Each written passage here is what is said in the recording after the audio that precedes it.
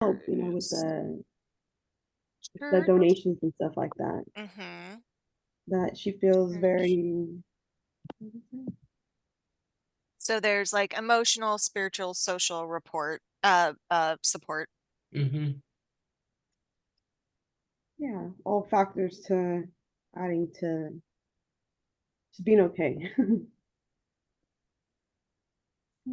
And some basic needs Yeah, support as well if she gets like hand-me-downs. exactly. Well, she says that because it also does, like, that's what keeps her going, kind of like, so she like, oh yeah, her faith Mhm. keeps her going. Mm-hmm. So she has moments of feeling low and overwhelmed. Um, so maybe asking her like questions or like trying to focus more on like also the good stuff, like what actually, like tell me more about that, and like just continuing to maybe from there create more of an action plan or something to get her, I don't know, like somewhere Yeah, that only path. I will say though, like I'm not in her situation, but I can feel close to it. I've felt close to it at some point, I think. And so looking on the bright side would be really, Mm-hmm. I'd want to slap you in the face. Want to be like, I'm out. Like you don't get it. Um, sorry, that was probably too blunt, but uh Oh, um it helps. I think that as far as getting her to come around to what was it, a goal plan or something? Action plan. Action Action plan. plan. How can you advise? Action plan. I think I would, go ahead. Oh, no, you go ahead. I'll go after.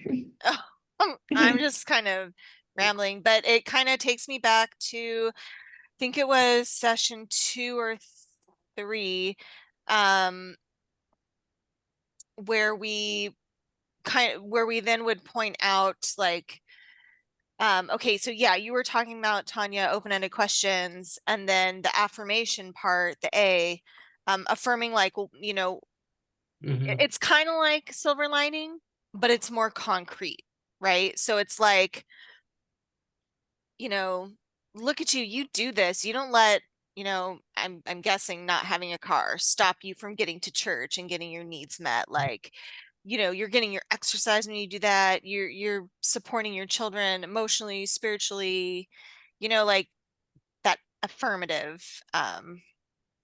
component to part. And then kind of using that to work on a goal plan.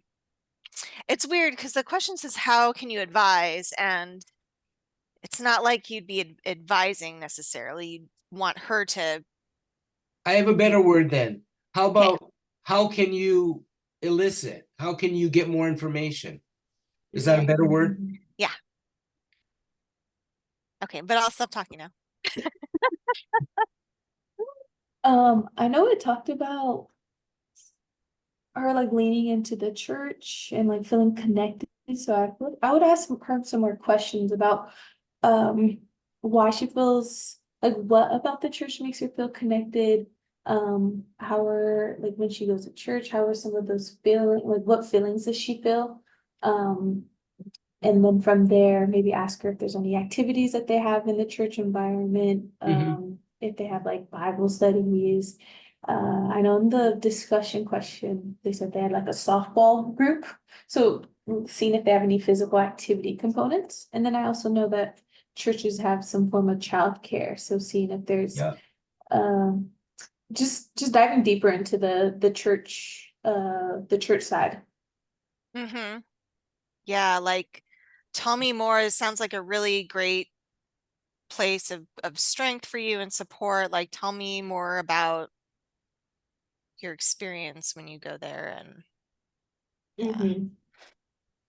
yeah, and Yeah. maybe also just trying to understand from her what actually are your stressors, like what do you feel that actually is the root, or if that is the root of your like high blood pressure, or like what is her thought process of all that as well.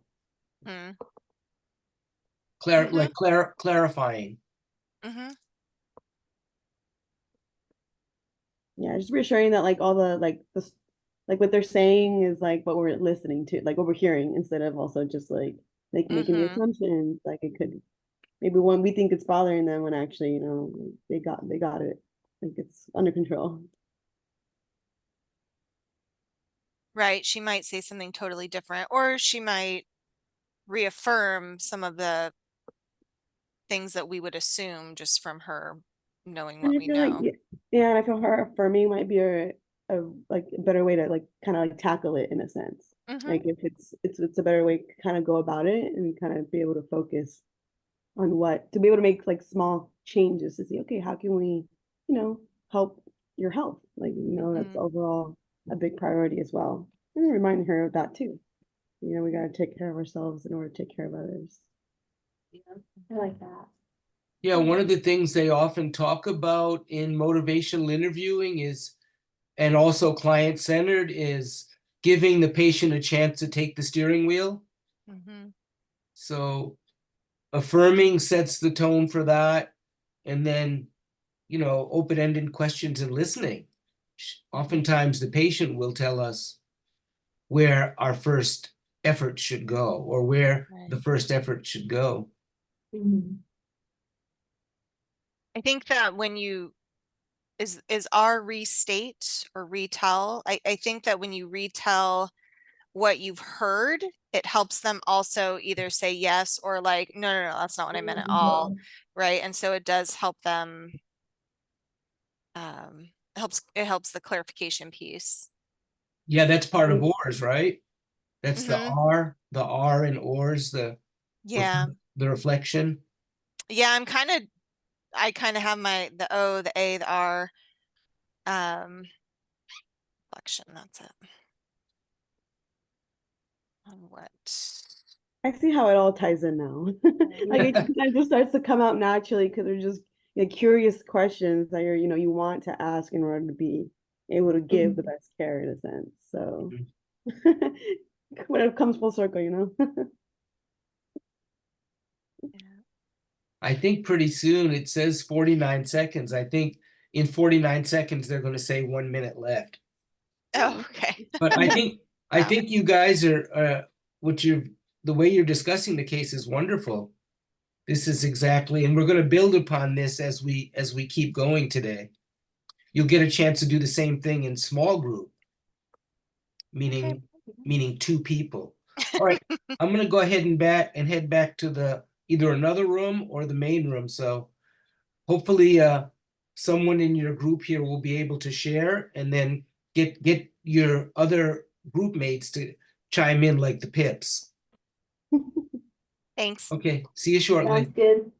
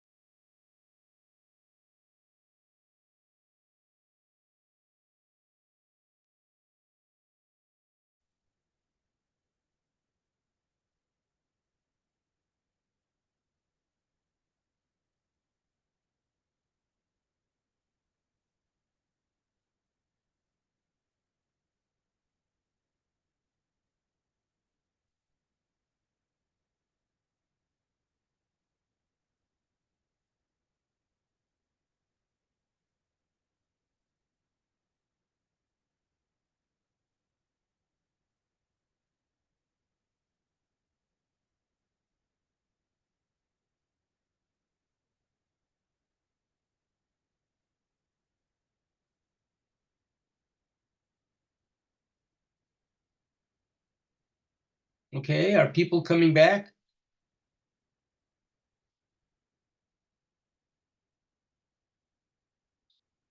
There we go. It looks like people are coming back. Yeah, they're coming back. Whew, So we have to admit back, yeah. let them back in. It was kind of tough over there, John. Oh, Trying to really? get between, yes, trying to get in and catch it because when I get there, they already in the middle of their discussion and having it already going on. So it's pretty good with some of the settings that I went to and just Uh-huh. sit in and listen until they called me and say, "Hey, Maddie, we see you." So other than that, it was great. I They think really- I was a little bit nosy, or I just barged into the discussion. Oh, okay, wow. You know how I am. That was great. So you probably get a better feedback than I will. So let's see. Is everyone back? Let's see. Okay. 1, 2, 3, 4. Missing one. Yeah, it looks like everybody's back. No, we're missing one. I thought we had 25. There's only 24.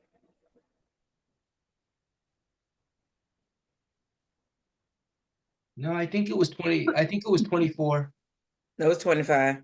Thank Oh, you. was it? So let me take a look at the breakout room to see if there's anybody else stranded all by themselves.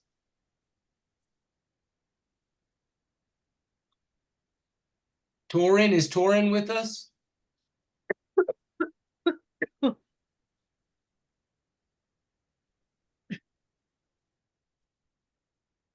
Did Torin Torin make was it back? Torin was in. I'm group one. He's I'm gonna lay in, I'm down. in the same room with them. They said they were still loading in. Okay, all right. He was on my, yeah, he was with us. So it should be okay. Yeah, he said it's still loading, that it's taking a second. Okay. All right, good. So he's on his way, in other words, they're on their way. Yes, He's definitely. in. He's in. Okay, good job. All right, let me close some screens here. And make you all bigger. Oh, awesome.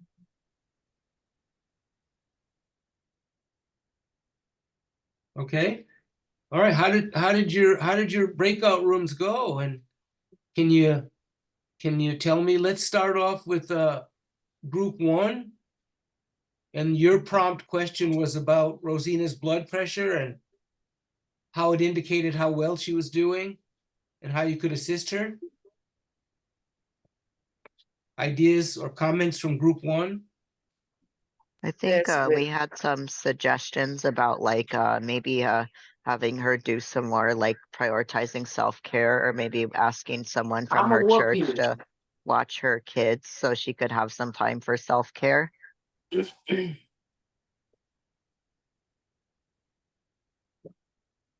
what did you all think about that blood pressure? So it's definitely Mhm. elevated. Asked about how frequently she was monitoring it. Is she taking any medications to assist with that? If she is prescribed those, is she taking them as she should? That type of thing. Yeah. Compliance. Someone else also mentioned self-care, because stress can certainly raise blood pressure. Yeah, that was Jesse.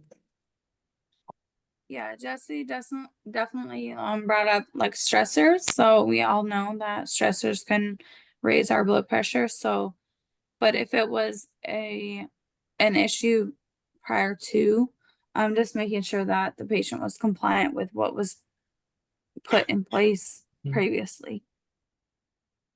Okay, but can we hear from group 2? I sat in with them for a little bit. Factors and challenges that could be contributing to Rosina's risk from group 2? Yeah, so we came up with a few challenges for the patient. One for sure was familial challenges. So she had 3 children. One specifically had required more care. So that could be a stressor in itself, you know, just being a single mom, and having to, yeah, to have 3 different schedules going Mhm. on, not only your own. And then also her mother was in the what is it called? I can't think of the name. The Nursing home. There you go. Yeah. The mom's in the nursing home and has different ailments going on as well. So that can contribute to one's stress, and then just got a recent divorce. So yeah, a lot of stressful topics in the familial space. Some advice that we decided that like we would lean into is we would ask her open-ended questions regarding the church and what she finds comfort when it comes to the church environment, and then also using the OR framework that we had learned the previous class, so really affirming what's good, reflecting on what we've heard, and then like identifying feelings. All right. Okay, Great. thank you, Vanessa. And then group 3, your prompt was, what can Rosina do to improve self-management of her hypertension? Yes, hi, I was with group 3. We had Philip, Anupam, and Corinthia. First thing we talked about with this is like we wish we could ask more questions. Especially, what comes to mind with that is when you talk about self-management. That's something that like that's her. We're gonna talk to her about it, but we would want to like really ask questions to flesh out, where she sees value at and kind of different things. Some of the things we talked about was like the faith-based social communities were helpful. She had mentioned that in the prompt. Exploring that to see if she engaged that more, maybe that could give her influence to manage that. We talked about family connections, talked about medications as well. Like, exploring medications, or, what medication are you on? Has it worked? Is it routine? Talked about, any support for her home workload. And even talked about like community resources for that, for that like way, to kind of talk about as well to support managing that. I think the Boys and Girls Club came up as well, because when, support with the kids, and, even if, any support is better than none. We also talked about exploring her diet to see if she's interested in any, it's one to really see what she's eating, and then to see if potentially maybe she was interested in any, healthy options or healthy resources. We talked about even, because we knew, she said it's hard to keep the lights on and keep food on the table, and we kind of know what comes along with that. The most unhealthy foods are, usually the cheapest. But we did talk about, some communities do have healthy food pantries, that's starting to pop up a bit, and just with some education there, maybe there's some ways that can help her manage that. We also talked about pressure and stress, like really addressing that and recognizing that. When you talk about specifically, it came up about her mom living one town over. Maybe talk through if there's ways she can get support with a ride, because that can help manage some things if that's what she was interested in. And then just recognize all the stress factors and what works for us, and set small goals. You guys did a great job. You had Absolutely. you went the whole spectrum of the ecological model. So very good, from the individual to the family to the community. Excellent. How about group 4? What resources or strengths does Rosa have that can help her promote her health? How can you determine those resources? Someone from group 4? Cheryl, you want to? Louis and Stephanie. Stephanie, we were saying that she can lean into her church. Looks like she's received a lot of help from them. So that's definitely one of her strengths, that she has a community that she can reach out to. Absolutely. Mm-hmm. And I wanted to say, I mean, I think that last 3, classroom 3 really kind of covered it all. We talked about, relative to the church, was that it was really important to let her decide, whether she wanted to go to work with such a young child. Was that her priority, or because she did mention the money issue, but was the child the priority? And it really would be her plan based on what was important to her, that she would be the expert. But we would definitely keep her close to church, and maybe try to look at what the other options were as well as there was concern to maybe try to provide a lot of information about the resources, because there was a lot of need there. There was a lot of things that she kind of needed just to have a better life, and that should be available. That was our hope, through resources. Yeah. So yeah, Great what I heard job. at the beginning was letting the patient steer the car. Yes, Maddie? Oh, I just said great job. I seen so much self-management encouragement in there. So becoming a self-manager of her own health, that's good. That's really good. So And that that's was one of those strengths that we had pointed out with her too, is that she is resourceful and motivated and fully capable of directing herself. right. Absolutely. Affirming. Yes. Thank you, group 4. Group 5. What is your role as a CHW in supporting Rosina Walker to self-manage her chronic health conditions and to improve her health and wellness? Group 5.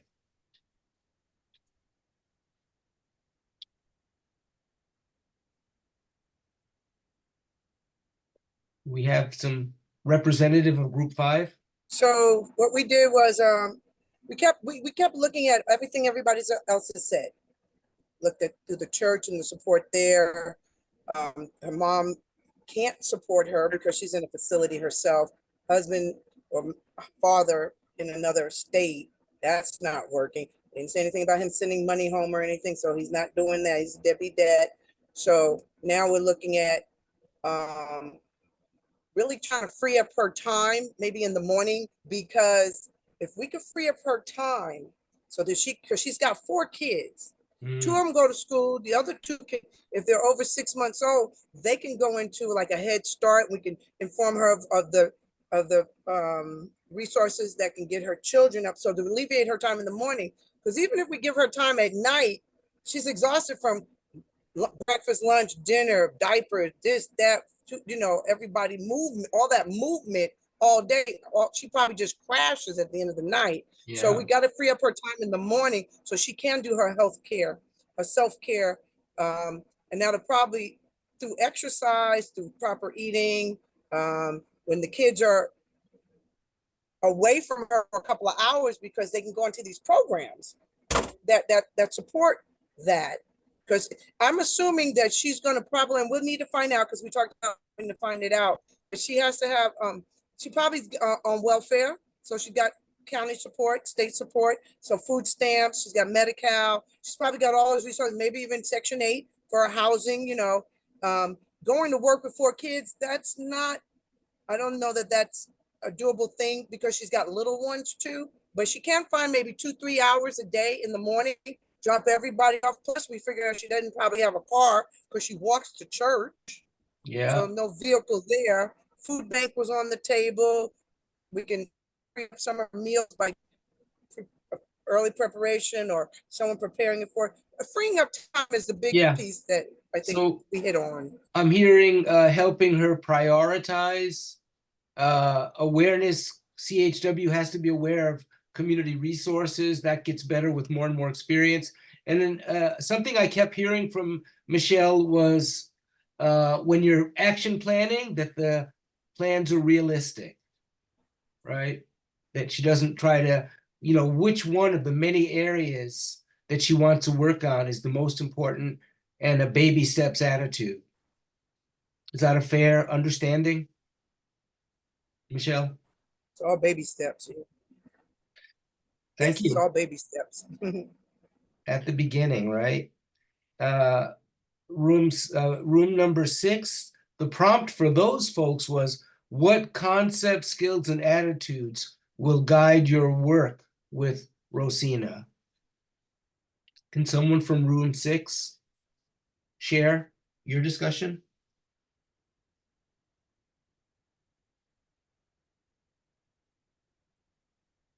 Don't be shy. So group 6 was Yanette, Azuna, and Tiana.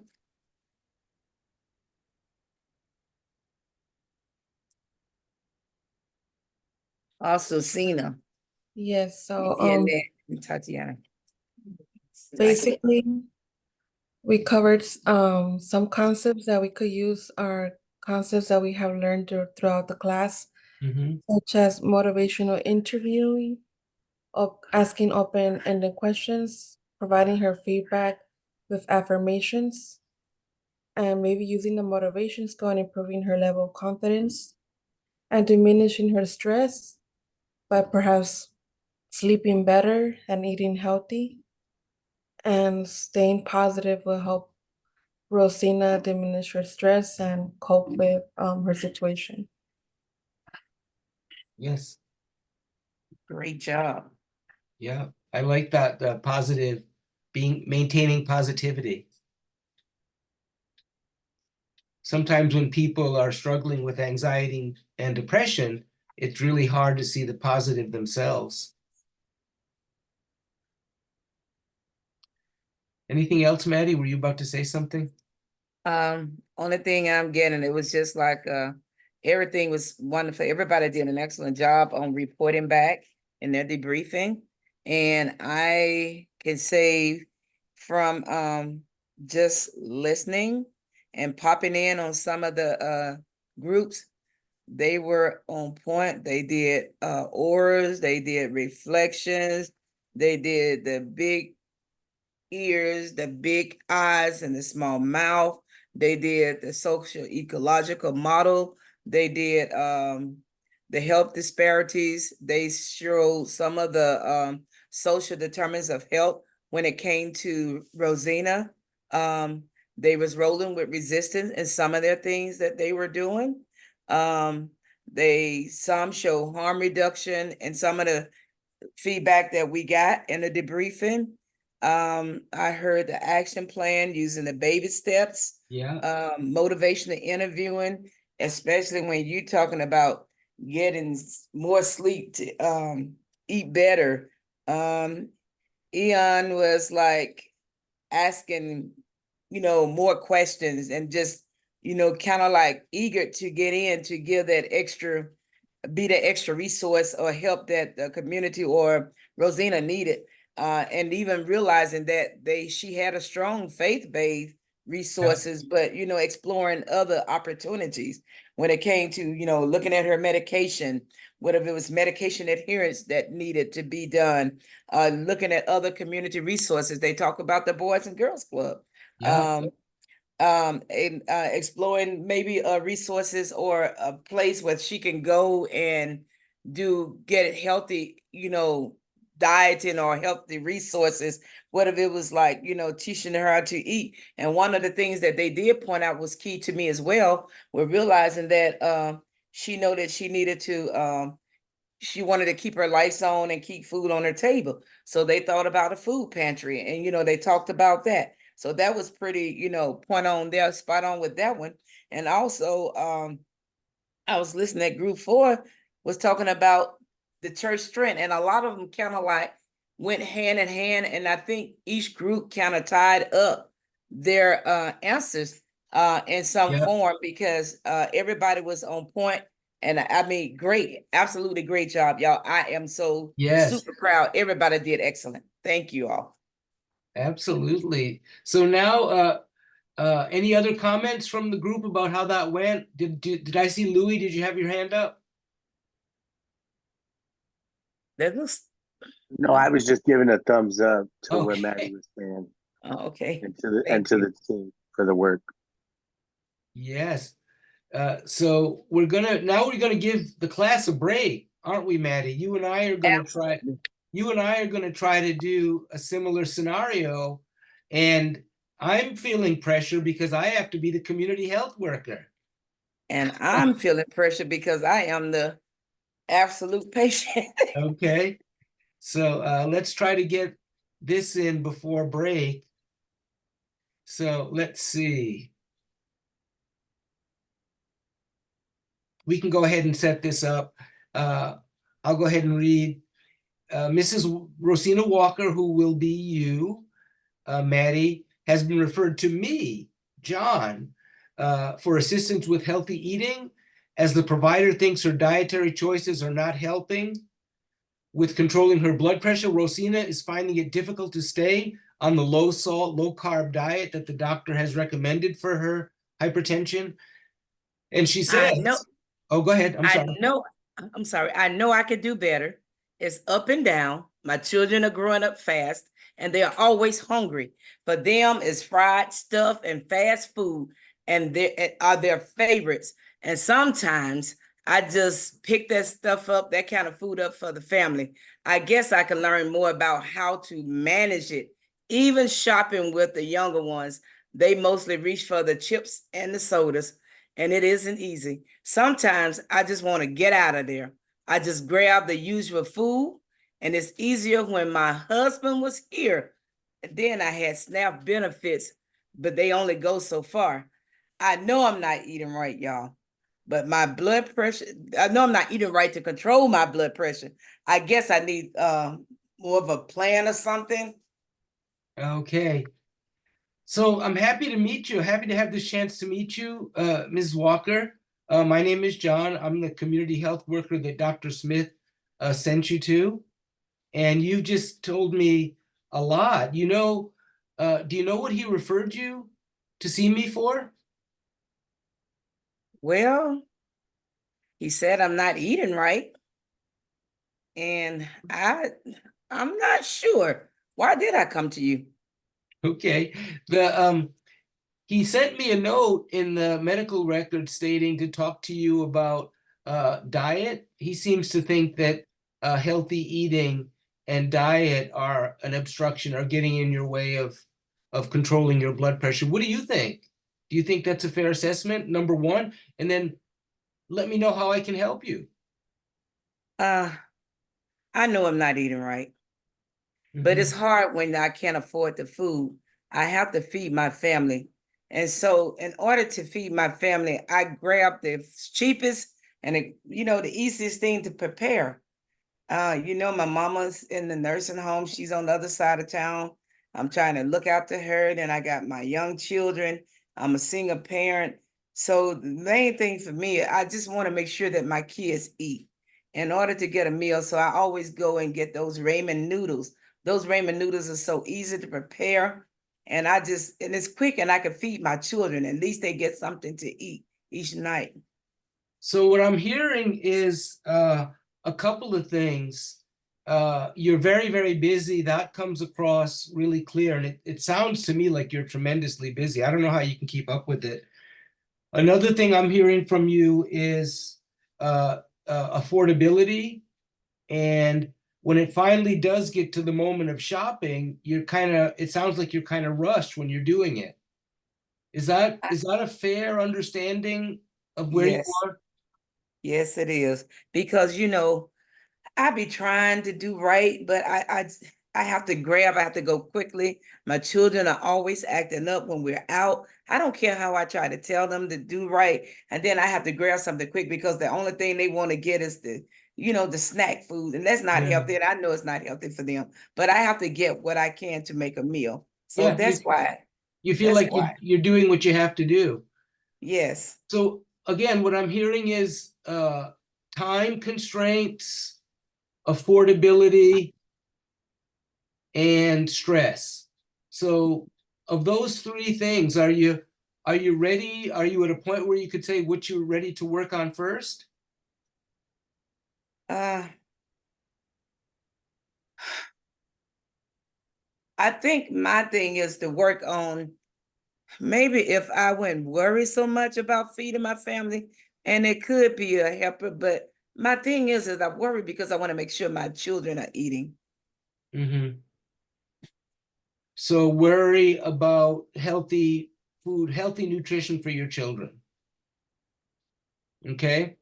That's what I'm hearing, is if we can focus on ways to make the shopping easier, affordability of shopping, that's a good direction for us to work on. Yes, especially because I know that when I'm getting those ramen noodles, I know those packets, I know they have a lot of salt in them. So my thing is, I have to do what I can afford to eat. And if I use the salt pack and make them taste it, and the kids love them. And I know it's not healthy for me, and I know it's not healthy for them either. So, but it's what I can afford. Okay, let me ask you a question. It's kind of an odd question, but it gives me a lot of information. On a scale of 0 to 10, in terms of your desire to make these changes, 10 being yes, I want to make these changes as of tomorrow, John. 0 being I don't know if I'm ready to move there yet. Where would you put yourself on that rating system? Right now, I'll probably put myself on a 3 because I can't, right now, I don't know how. I don't know, how can I make those changes? So more by saying 3 like that, I have patients who tell me actually that they're at 1 or 2. So I'm happy actually to hear that you're scoring yourself as high as 3. What is it that makes you give yourself that number instead of saying 2 or 1? What is it that about your capabilities right now that allow you to say 3? Because 3, at least we have food to eat. So, and it's a 3 also because it's what I can afford right now. So the kids are getting something. Yes. Okay. Let me look at can we talk about the affordability piece a little bit? I have a couple of questions I can explore with Yes. you. Are you familiar with the food bank idea or the food bank concept? What is the food That's a bank? way that folks can stretch their dollar. How is that? So there are places around town, and in fact, our clinic has a relationship with the food bank where they drop food off for us. And we can, in emergency settings out of the clinic, we can give you things to eat that are healthier than the ramen noodle. And then there's a bigger food bank across the street I can refer you to. Is that something we can talk about? Yes, absolutely. Please. Anything that can help me, I want it. And okay, so that's one thing that we can put on our plan. What about WIC? Have you heard of or have you participated in the WIC program before?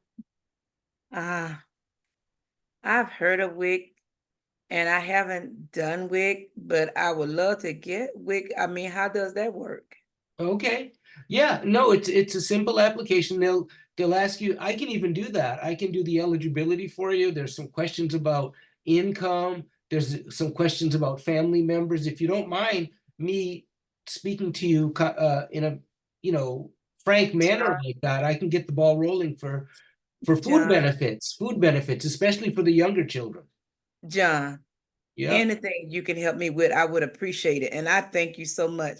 If you can help me get healthy food for me and my family, I know that would cause me to stress less. I know that I could probably get, my blood pressure to even drop some, because you know what? I think me stressing so much and worrying about different things like that, it causes me to be elevated. Absolutely. Most of chronic illness has to do with the stress associated with it. So if I'm going to put a little note down number 3, if it's okay with you, maybe we'll get to the point where we talk about you can meet our counselor. I don't know. Not everyone wants to meet a psychological counselor for these. You might have other resources to bolster you through, but I'm just going to put in faint print number 3. At some point, you and I will talk about a counselor. Okay, that'd be great. All right. Okay. So at this point, we're gonna move to another room where I have a desk and other papers, and we can get down to the work. You can take notes about what we talk about. Okay, let's move on over to the next room. Thank you so much. Okay. That is the end of our client scenario role play. So, community health workers, what did you all see was our weakness? What were our weaknesses in this? What was our strengths in this? And where do you see if we roll with resistance or not? Can you all just share back your feedback on us and how well did we do? And did it make sense to you?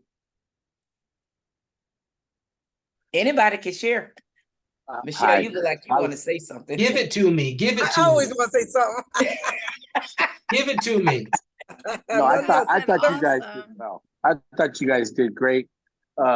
Especially John asked you the number to kind of see where you at on the scale, during his motivational interviewing, and you did have a little resistance with your very low number, but he turned Yes. your low number into a positive by saying he Yes. had a 1 and a 2 as opposed to a 3. That's Doing it. such a great job for being at 3. I said, oh, that he did his Absolutely. thing on that one. So that stood out clearly to me, and it kind of kept you guys engaged and kept it going back and forth. The open-ended questions were really good. I don't have any feedback negative. I couldn't see. It was just an open, honest conversation, and 2 people trying to help, and John going down the list of what everyone else has so eloquently said, from the motivational interviewing to gauging where they're at, to the open-ended questions, to letting them be the expert, and really just trying to utilize, our plan to make sure we get to where we're supposed to go, and let the client, the patient, as you said, steer and drive. Absolutely. Okay, thank you. Thank Thank you for you. noticing, Louis. Other comments, other concerns came up? Or would- Michelle was ready to say something. Well, I'm just gonna say that, John, when you were talking, you kept the ball in her court. You just kept throwing it right back to her. So she can manage it and make sense of it. You gave her a couple of ideas, but the ball was steadily in her court. And I know that that's important for us to do. I will say though, that me personally, I would have done, as soon as I hear what the needs are, I go all of my resources in my brain. I'm like, okay, we're gonna go to that food bank. I'm gonna bring some food to you tomorrow, because I'm gonna go to food bank just for you. So I know you don't have a car. I'm gonna bring it to your door. And I have a friend who has a farm. I'm gonna get some fresh vegetables. I'm gonna bring it to you there, so we can start that eating thing a little better. You cook, you like cooking, you do. I'm gonna engage. Mhm. Absolutely. So yeah, Thank we you all so have much. different personality styles and how we get to things. I would, and Maddie knows about me, I probably would have asked the same thing you did, Michelle. I probably would have Yes. done it by Yes. asking maybe even too many questions. Yes, And absolutely. my thinking is, I'm wanting to get it right for her situation. I don't want to assume that I Right. know that she wants it that quickly, that she doesn't have transportation. I see a question over here, a hand raised from Noor. Yes. Hi, yeah, I thought both of you guys did really good. I really liked how Maddie made it difficult, because I can kind of see that that's how conversations are going to happen. Yes. People aren't always that forthcoming with information, or maybe they think that they are, and you have to kind of decipher through it. And I liked how John kept pivoting and kept, bringing the conversation back and trying to move forward. And in the end, he did move forward with the process, which I thought was good. Absolutely. Thank you so much. Thank you. Last Thank thing you. thank you, Noor, for your feedback. The last thing I'll say is our patients and our clients come to us with so many challenges. You remember our discussion about the social determinants of health, that it's really easy to feel down in the dumps. So I try to stay positive. For example, you noticed, I think it was Ian or Louis, I'm not sure which, about how I gave her credit for a 3 on the confidence ruler. And that's how it was explained to me, is if somebody gives you a 1, that's hard. But if somebody gives you a 2 or 3, you can always reflect back that there are people out there with lower scores. And there might be something about her perspective that's worth building upon. Her self perspective that's worth building upon. Absolutely.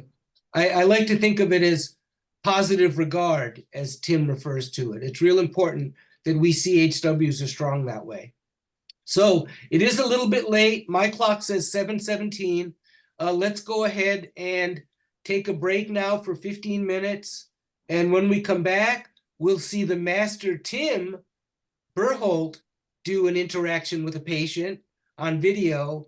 And then you guys will get a chance to go into rooms on your own. Okay? And when you come back, please, if you all can, if you don't mind, would you please turn your cameras on? Thank you. So we'll see you at 7:33.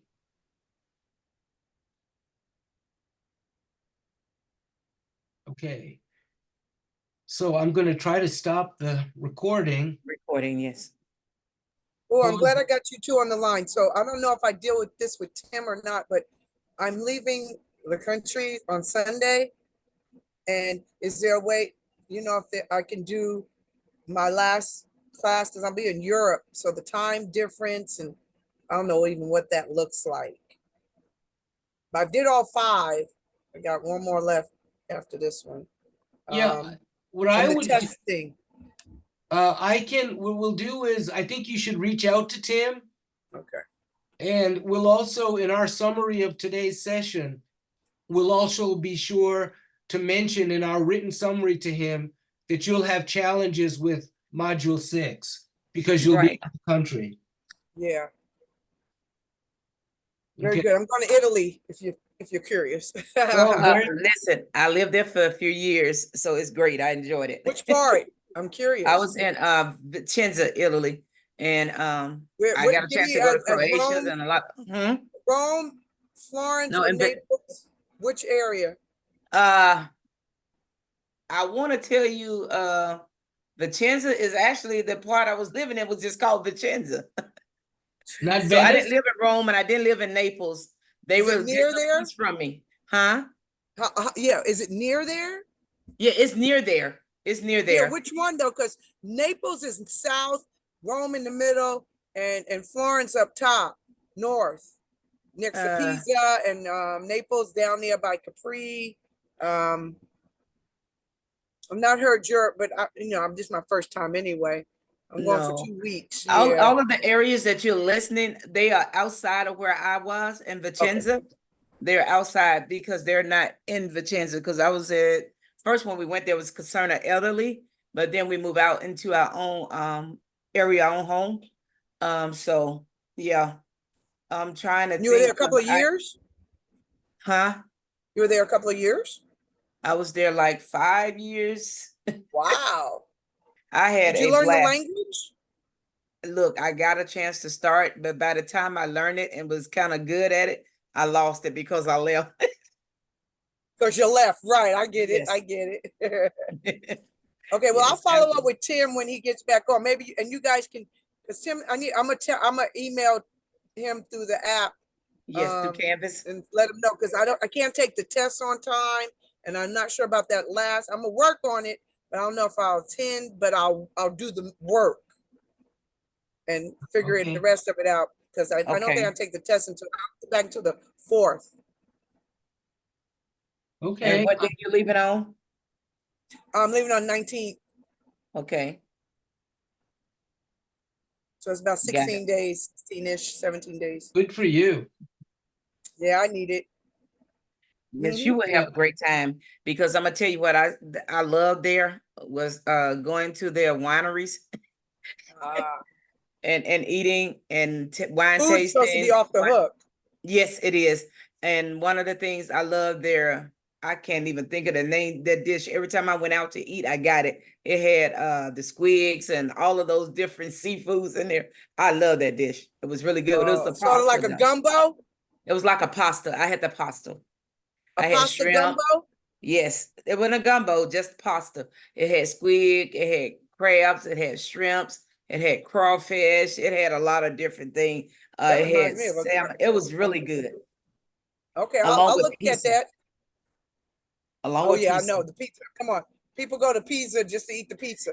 Yes, and if you get a chance, I don't know how far, but we went to Croatia while I was there, and Paris, and a lot of other places while I was there. I got a chance to Okay, travel so a I'm lot. not going to be able to do that because I'm doing 4 days in Rome, 4 days in Naples with Capri, 4 days in Florence with the Pisa, and there's another place I never remember the name that we're going to go to. And then we're doing a whole night in Copenhagen, Denmark. Oh wow.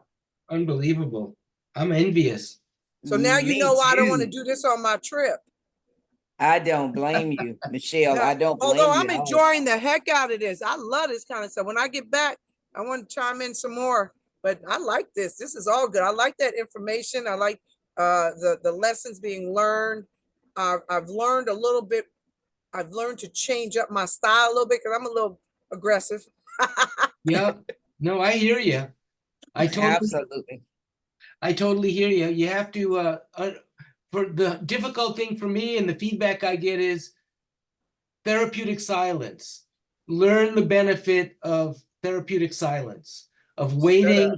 That gives the patient the platform. The more silence there is. Yeah, I It's agree. it's That's challenging. and that's what I'm learning more. The more I hear you guys speak and the other patrons, the participants, I'm getting, you really got to just come at it a little different. That cultural humility, that's Yes. the one that got me good. Yeah, it just woke my brain up to like, yeah, how much cultural differences are just in your own neighborhoods. Yeah. I love that. Yeah. You have to have an attitude of you're always learning. You're always Yeah, learning. exactly. Michelle, where are you? I'm in Stock, California, but right now I'm on my boat. No, I meant like geographically. You're out Where in are the you? water? Oh my God. I'm in I'm on the water. Florida. I'm in In Florida. Florida? It is late, I'm gonna give girl. you guys a look at what I look at right now. Hold up. Oh my God. Stop. This is so good. Okay, here we go. I'm gonna turn it around. Oh, don't you make me jealous. Oh, I was about to say the same thing. I'm so jealous. You Look at did. that. I could be And fishing. you did. Wow. And Oh, you wow. It's just, and the sunset out here is just off the hook. I need this, otherwise, because I go 100 miles an hour I know. on a I slow can day. tell. I can tell. But my people that I deal with are not so much chronic illness, but I deal with foster youth and extended foster care. So we're looking at this time 17 to 25, and that's my clientele right there. Yeah. So those are the ones that. So now we got the diabetes in that, and we have the drug use, and we have the haven't been taught a thing in life because you've been in foster care 50 homes. You know, I mean, it's a thing. So dealing with just giving them some basic ILP information, giving them ways, resources to push through. But again, for those, because I'm a mom and I'm always raising children, they don't get a say like I'm being taught right now. Everyone needs a say. Everyone needs to have a say. One of the things that we're working on with, I'm so sorry I sound this way. No, you're fine. Absolutely. But one of the things that we're working on right now with developing with our company is we deal with multiple partners being practices, clinics, physicians, those types of things. We are building like a resource bank basically for those for everyone. So it's whether it be whatever, say TTT is, they have a resource for transportation, they have a resource for food, they have a resource for this. So we are developing that for our company so that we can roll it out to all of our CMs, our care managers, so that they have a resource to be able to go to. Because there are things out there, it's just you have to go and you have to dig sometimes. Yes. Right. And the digging is the piece. Like you have to dig. So yeah. Well, I agree with you. I've That is so dug for cool. the last 30 years, so I've I dug. And I appreciate you staying on, Maddie. But yeah, you have to have those. For me, I think you have to have a lot of different resources because there's so many areas of need. Absolutely. I mean, it's literally every area. It's Everywhere. food. Everywhere. It's food. It's housing. It's jobs. medical. The jobs is a big deal. A job. I need a medication. It's mental health. everything. getting them into a mental health Yes. arena that they're willing to accept, because a lot, the stigma behind mental health is still there. It And is. because of that stigma, and it 100%. really, yeah, and if And you we really have catch our them own early- stuff. We have our own Yes, and we have our own stuff. Yeah, Right. absolutely. So that stigma attached to, especially older people, my generation, that would be the baby boomers. Because they have a silly stigma, and I get it, but just talking to somebody who will listen and understand 100%. and not judge you, 100%. that's really what people need, really. 100%. And Yeah, you and then know, those it's- resources, that food bank, because I bring food bank to my kids every Wednesday from a church I go to, as meats I and, love that. and produce and breads and cans and pastas and So bring I your just- boat on down to Florida. I was Come about on to down tell to you, Florida. and while you're en route, make sure you stop through Mississippi. and just drop through Mississippi, no Yeah. problem. Yes, absolutely. Man, I'll be scared to death to go in that open water. I go up and down the river. I'm on a river. I say river. I'm not that Stop. I'm too old. Maybe in my No, 30s. you're 20s, not. but No, now I'm you're not. 65. Not trying to do No, all you're that. not. No, you're not. Come on. Michelle, I got to Come out. be just like you. And you sit up here talking about you 65. I'm like, girl, go on with your bad self. I mean, you just don't see that everywhere. 65, you usually seeing a person with a cane already walking and not doing, and you up here on a boat and got it going on. That is a blessing. Yeah. It's I play on absolutely- a tennis league. I swim Wow. 2K. I had to find, while I was doing foster care, when the kids were at school, I had to keep me healed so I can keep them going. Because I got a kid right now. I've got one. He turned 18. He just made the team for our junior college for soccer. I got another one going tomorrow to Orange County to play in his basketball league. Because when I take foster kids in, they mine. Right. They're Absolutely. mine, and I'm gonna treat them like they're They're mine. mines. That's right. And my kids feeling it. They feeling it. I got one which we getting ready to start out with the Conservation Corps. So now they got a 40-hour-week job coming up in a couple of That weeks. is as soon as awesome. that process finishes, and that gives them $2,800 a month at 18 That is a blessing. while they're going to school. Girl, that is a blessing. And they're in a program called AB-12, which is extended foster care from 18 Wow. to 21, and we'll house you. And I'm attached to that program on the Wow. side because I'm a house mother. So, yeah. One of the things Yeah. you all It's need to all do, good. you all need Huh? to exchange information cards, phone numbers or emails so you can Yes. keep in touch. Absolutely. So I mean, I'm Absolutely. just talking Sure. I'm talking about the entire group, so y'all can keep in touch because that is so interesting and so awesome to have that type of resource and to be able to help the next community help worker, because somebody can always fall back. Hey, Yeah. Michelle, we got Mhm. this going on and I'm dealing with someone that's in this area, in this state. What did you do? Or what resource did you Yeah. have? What Yeah, can you yeah, do? I Exactly. agree. Like it may not, you may not be able to do something like directly, but indirectly. I got Yes, timeshare in you are. Florida. What part of Like, Florida? you are. I'm in Tampa. Cassidy, what time of Tampa? Oh, I have a timeshare in what you call not Tampa, Fort Lauderdale. Right off the water. Well, if you ever come down, let me know. We'll meet up, girl. How far is Tampa from Fort So Lauderdale? we have to go so it's about 4 hours. About 4 hours. So But it's I'll like in LA drive. to I'll Los drive. Angeles. You I drive, will drive Cassidy. that. That's all right. I will drive that. So good. My background is I'm a retired deputy. That's my background. Okay. Wow. Okay. Yeah. So I love Michelle, it so what much. does it say that you have not done in life? what have I not done?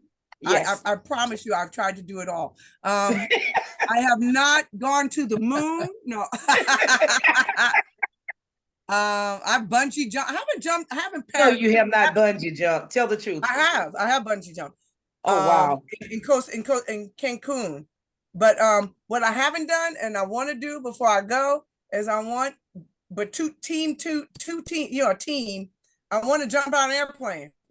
But I want that guy behind me who knows what he's doing to do it You for me. And want I a just want to ride tandem. beside. I can't do it by myself. Tandem, right? Same way. Make sure y'all record it so I can I see want it. to do it, but I can't do it by You're myself. on your own with that one. It's really I've done fun. the hot Sorry, air I was like balloon. eavesdropping on y'all's I've done the conversation. bungee jump.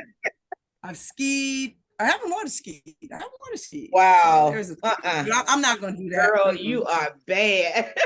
I cannot. So are we gonna post all our like phone numbers in the chat, or what are we doing? So What's gonna happen? So is there a list of emails that we can have access to? I think you can go in Casey, Canvas. Cassidy, and you can take mine. I will put my phone number in here. I don't Yeah, care. I'll type put it in the All chat right, and here we grab it. go. Here we Yeah, go. me too. Put it in the chat. Torrance Oh. said he was enjoying Torrance, that I want conversation. everyone. Hey guys, Okay. I have a community, like a online community platform thing that I can invite people to if you want to stay connected and chat and discuss and stuff. I just sent mine out, so go Okay, for it. that will Let work. me find a link and I'll put it in the Who's chat. talking? Oh, Leslie. No, It's Becky. oh, Oh, Becky. wait. Oh, there Yeah, you Becky. are. Sorry. Thanks, Becky. Uh-huh. Did you Okay. get it? I put mine in the chat. I did too. Did you get mine? I don't see anything. I'm just thinking they I get. don't see anything either. I think they're I getting see it. what I sent, Yeah. and I sound like I don't even know what I sound like. Actually, right you don't now. sound as You bad sound as you fine. think you do. You probably sound Sound worse 2 fine. days ago. Oh, one new message. Two new message. Oh. No, I got Michelle's. That's from Leslie. I just see mine. Wait a minute. Let's see. That's new messages. Above Okay, yours let's see. Okay, is, I got Leslie. Cassidy's, Type yours in there, Cassidy. hers is above, up, it's a little higher. Oh, Did you get it? let me see. Oh boy, let's see. It's a phone number, not an email. Okay. So I'm gonna do this for you guys. Cause I wanna make sure you all stay in Oh, contact thank with you. me. as well. Oh, Leslie said it's in the group chat. And you replied to, I think, John's message. So it's in there as a reply. Maybe that's why. Mhm. Okay. Well, when we go and do this next session in the module, respond, and when we talk in that, I can get your email. You know what I'm saying? Okay, got I'll it. respond to yours, Cassidy. Whatever And you you all write. can respond to each other personally Yeah, in there yeah, as well. personally on top of that, yeah, and get Okay, it. got it. Okay. All right, I'm gonna try to share screen again. We're ready to get started for the wind down. Let's see. Share.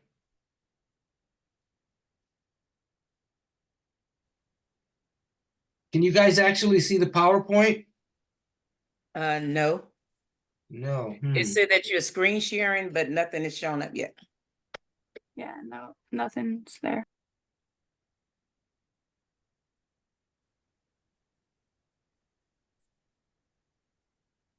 Resume share.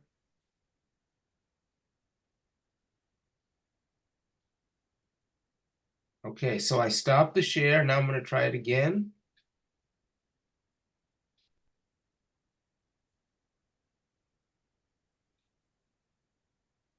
No.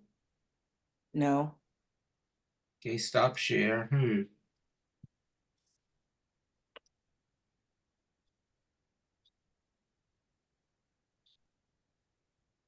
Well, the first thing I'm going to do is start recording again.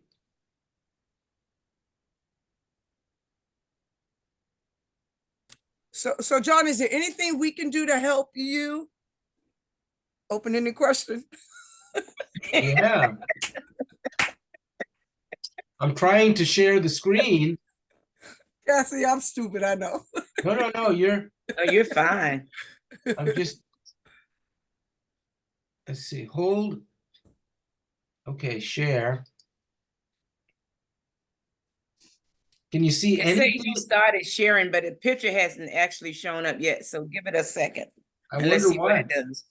I don't know. It say you're viewing John's screen, but I'm not seeing anything It yet. says your screen sharing is paused.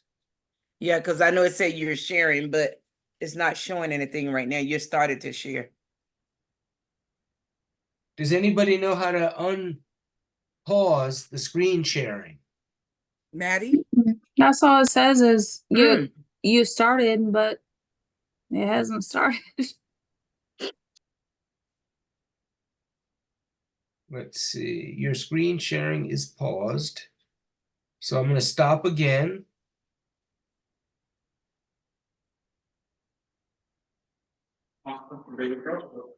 Mm-hmm. The recording is happening.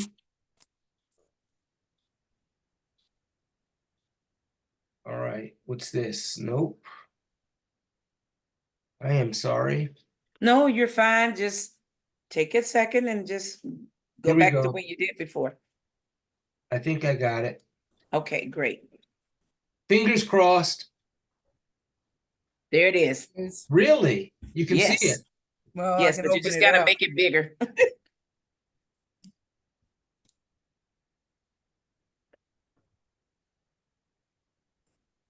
How about that? Is it bigger? Yes, it's huge. Well, actually, the picture is smaller, but the screen is size bigger. The slide, maybe you click on the slide, it'll come bigger. So what is that title of that slide? Can't really see it. You have to click on what one you're presenting because it doesn't show us anything.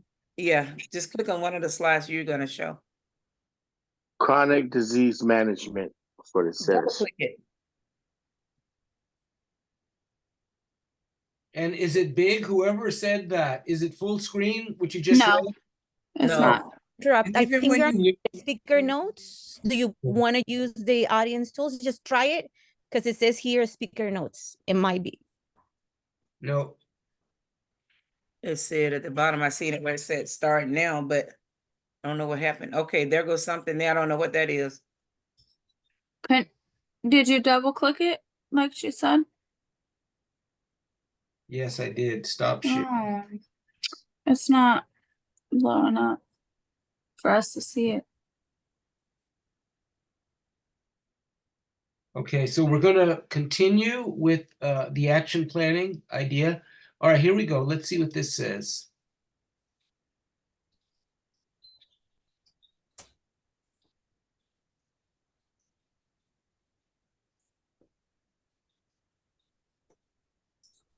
Double click to enter full screen. Can you actually see the slide? No. It's buffering right now. It's like it's waiting to come. It just says you have started sharing your screen, but it's kind of buffering. So maybe it'll pop up. Maybe try to double click. Yeah.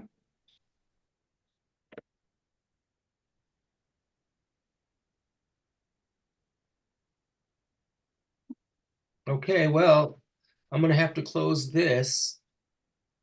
And okay, now this should do There it is. Oh, there you Whoa. go. There you go. Okay, thank you for your patience. Okay, so we've been talking about. There we go. Perfect. We've been talking about chronic disease management and action planning. The considerations when you're doing action planning are, you saw us. How can community health workers work with patients to develop their action plans? You've seen 2 examples of this so far, and you'll get one more example before we're all done. What are important elements to include in the action plan? How can you check with your client to assess whether or not their plan is realistic and likely to support their health? Which client-centered concepts and skills will you use when you're supporting patients with action planning? and the self-management of chronic health conditions. I mean, this is what the last two sessions, the last two exercises and activities were all about. So I'm getting you ready to do these things on your own, to do these things with each other. Okay? You can do it, is what I'm trying to say. Maddie did a really good job summarizing your comments from your small group. She was really affirming what you guys, that you guys know this, okay? But that being the case, let's go back. We're still going to give you one more example before you're broken out onto your own. This is a 3-minute demo of Tim doing action planning with a client about his diet. You should be able to hear this well. And if you don't hear it well, at least I have put closed captions in. So you'll be able to see what the two individuals are saying. So let's give this a go. And then we'll come back and break you guys into your rooms. Okay, ready? There's a hidden cause of joint pain that won't show up on an x-ray. In fact, your doctor might even say, your joints look fine, but here's a prescription. Was the sound okay? It was fine. I don't know what, was it okay for everyone else? Great resource. It doesn't mean anything unless we can begin to put it into action in life. And that's the hard part. Diet is one of the hardest things to change and to maintain the changes. Yeah. You know, I've always found it hard to stay on a diet too. I mean, because I always think, well, if no one's looking, yeah. Yes. But then I'm seeing myself. I do know. Yeah, so I'm not my worst enemy when it comes to the diet, because I think, well, I can tell you one small kind of everything.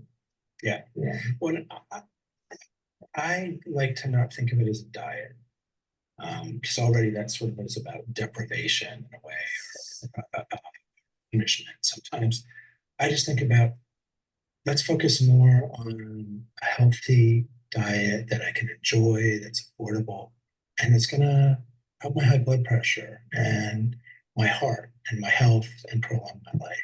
Right? That's what it's about. And so, you know, based on the things that we've been talking about and that you've been learning, do you have an idea of maybe one or two things that you might start to change in your diet that seem achievable to you? I think maybe, I mean, for me, I'd have to cut out the sugary drinks, because I'm quick. Instead of, if I go into the store, I'm just going to get something cold. I immediately go to the Coca-Cola because it's ice cold, and I like to burn when it goes down. So, you know, I have to make that right turn to the water instead of to the soda. Yeah. Does that seem like possible for you? And when you say cut it out, does that mean never again, or does it mean? Well, it means in moderation. I mean, to have it, if I'm going to have a soda with if I'm going out to eat, if I'm going to, or go and bring something home, a burger or something home, which I should cut out love too. Yeah, there's, like I said, there's a time for it and a time not for it. Well, and I like that you're coming back to moderation, because I also heard you say I'm going to cut that out. And I just know that, you know, you said earlier that you're somebody that struggled with diets, and I am too. And so I want to suggest, don't say I'm going to cut it out, meaning don't say I'm never going to drink a soda, or, you know, my expectation of myself is I'm never going to have a burger. Let's just reduce the times that you're drinking your soda. Yeah, and I think that's, in terms of long-term success, probably maybe a better place to start. You also talked about when you were running around, and that might be the time when you would eat more of the kinds of foods that you don't want to eat than you might want to. And that may either be another place where we could do a little bit of planning, is what's some stuff that you could, you know, it's affordable, easy to pack, that you could bring with you, so that when you're out running around and you need some energy, that you'd have something to eat that's going to be healthier for your heart. Right. So yeah, why not? Okay.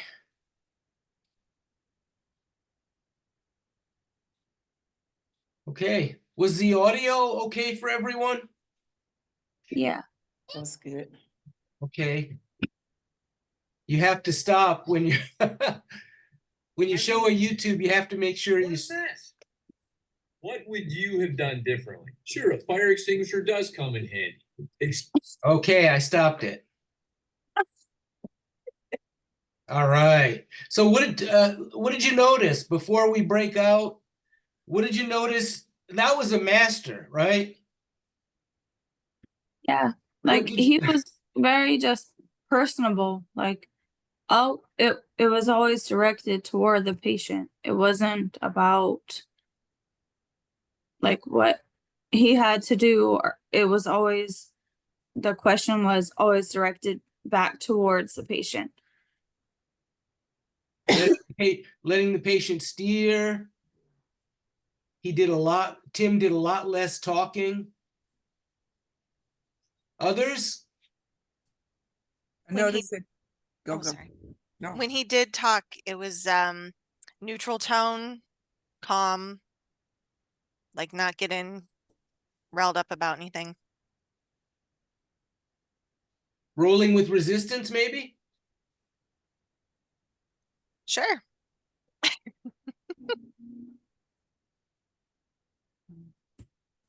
I noticed he was the whole thing about reframing the idea of a diet. Yeah, that was good. That was a good idea to take it out from, don't look at it as a diet, because diet it has a derogatory meaning now. Maybe change your eating practices. So I saw him do a suggestion rather than advise. He said, "May I suggest?" Yeah, it wasn't like you need to do this. This is what you need to do. Like it was more or less this is what I should suggest you do. You should try this, that type of thing, because we as humans, if somebody tells us what to do, we're not. Yeah, we're gonna No. Yeah. And one of the things, John, that I think Becky was saying about his speaking is that he kept his tone, his clarity. He didn't get elevated. He just stayed in a calm space when he was speaking with the patient. You know, as he was rolling with resistance, he didn't say, well, he just stayed like in that little calm space, and he just kept it just as smooth and just crisp as and clean. And it was very, inviting. The atmosphere was really good. And there wasn't anything that the participant could have looked, or the patient could have saw in him that was saying, oh, he just sitting there trying to make me do this, or he want me to do that. He just stayed in that one space, which was very, good for the patient to learn from him or to receive what he was sharing. Kind of hypnotizing, huh? Yes, absolutely. That part. Yeah, what a great skill to have, right? Okay, so they've seen a lot of examples, so I think they're ready to go on their own, huh, Maddie? I think they are ready. So they are so these community health workers, they are already, they ready, and nothing we can do but just learn from him. So we're going to go into breakout rooms again, and one of you will be the community health worker and the other will be the client. Determine that promptly once you get there.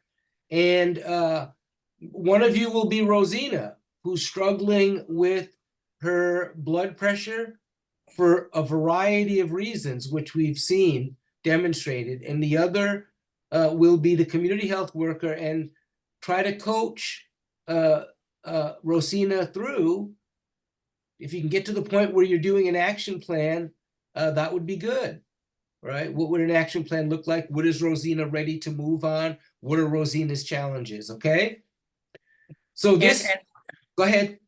John, one of the things I wanted to say too, because in the last breakout section, there was some issue because a lot, they got the story, even though the story was read, they couldn't really kind of like reflect back to it. They wanted to know this time, if you do it, can you at least put the story within the chat box so they can go back and reach out to that story if you can. In the participant chat box. If you may have to do it in sections like you done Yeah. before, copy and paste just a little bit if you can. But if Okay. you can't, that'll be fine. Well, there's going to be a lot of chat box. There's going to be a lot of breakout rooms. Okay, but it's There's going to be 12 breakout rooms. Can you like share it in the like group, like this group chat, and then we can like copy and paste yes, it? and right. Okay, let me try. Thank you. All right. There's teamwork. There's groupthink. Good for you.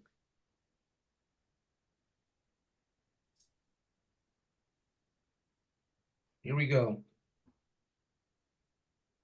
And I just copied it, and then I'm going to go to chat.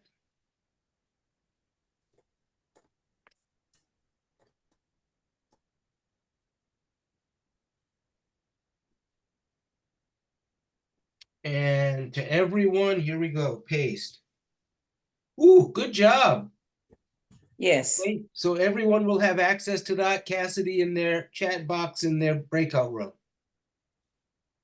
Oh, there we go. There I got it. Okay. Good. Thanks, John. Okay, here we go. Thank you. All right, I'm going to try the breakout. How many people do we have?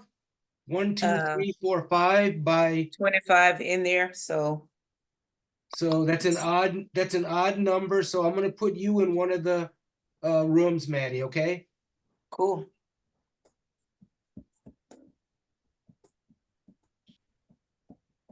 So that's 20, 12.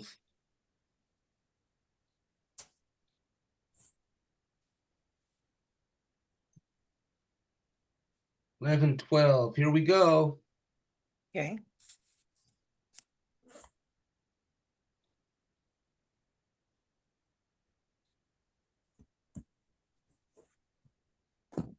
Bye-bye. Bye.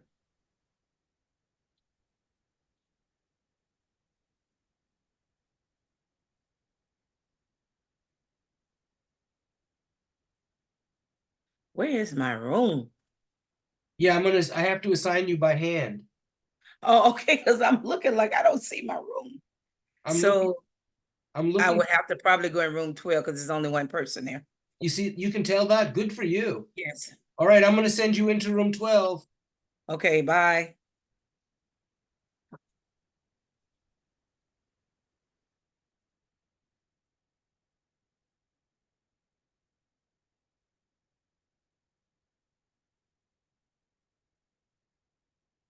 Hello?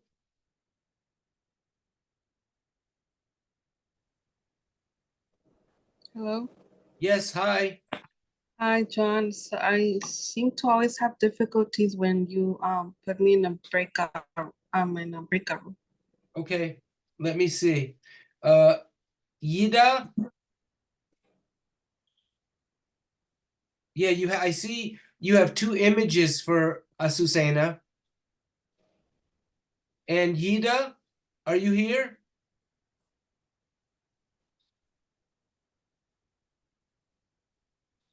Are you still with me, Azucena? I'm here. Okay, I'm not sure if Yida is here. I don't know. Are you with us, Yida? Was that a cricket? Okay, you know what then? Azucena, you and I can do this together. Okay, well, I need a lot of practice. I could be the client. Okay. Are you Mhm. sure? Yeah. Okay. All right. So here's the prompt. It says that you know that you're not eating right to control your blood pressure, and I need more of a plan or something. Okay. No, I'm not comfortable with that. Let me I think you need to have a try of it. Okay? A go? I think you need to give it a try as the community health worker. Okay, And I'll be good. I'll be a good patient. okay. Okay, so here I go. In terms of my eating, I know I could do better. It's up and down. My children are growing up so fast and they're always hungry. Fried stuff and fast food are their favorites. So sometimes I just pick up that food for the family. I guess I could learn more about how to manage it. Even shopping with the younger ones is difficult. They just want candy and soda. Sometimes I want to get out there and just grab the usual things. It was easier when my husband was with me. My benefits only go so far, my SNAP benefits. I know I'm not eating right to control my high blood pressure.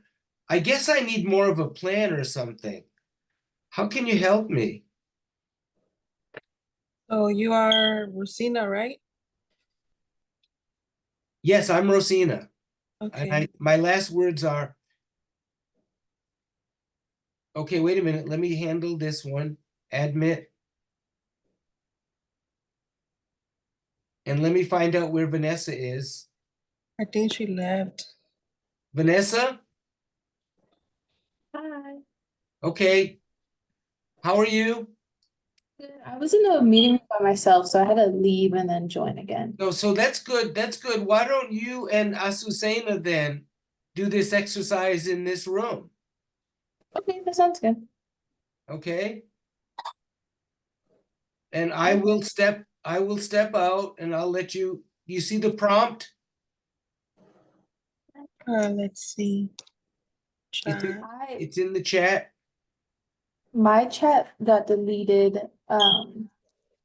Yeah, I can't see anything on my end. So here it is. One of you will be the CHW and one will be the patient. And do you mind being the CHW, Vanessa? No. It's fine. And Azucena will play the patient. And basically, she's playing Rosina. She's been referred to Vanessa for assistance with healthy eating.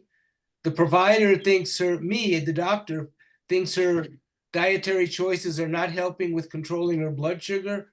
Rosina is finding it difficult to stay on the low carb, low salt diet.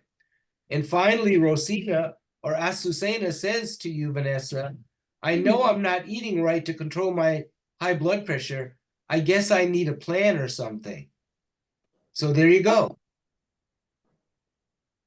Alrighty. Hi, Azucena. Hi. How are you doing today? Doing well.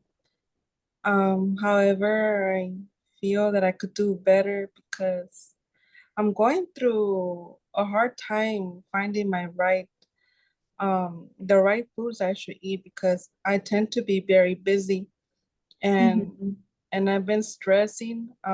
Is it gonna help you? It's going to help your kids as well. Do you have any other questions?